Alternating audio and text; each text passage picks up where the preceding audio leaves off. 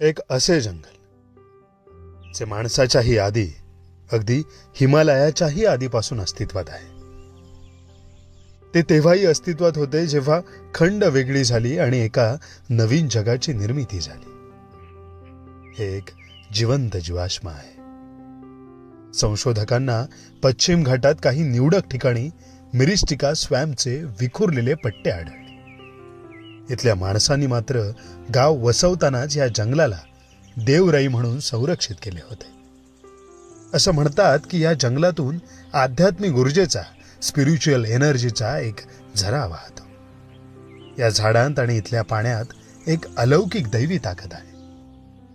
गिरिजानाथाच्या मस्तकावरील जंगलरूपी जटेतून वाहणारी पवित्र नागझरी म्हणतात तिला.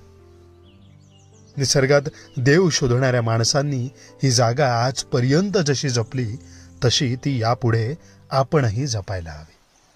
संपूर्ण कोकण हीच एक देवराई आहे. येणाऱ्या हजारो पिढ्यांसाठी ती वाचवायला हवी.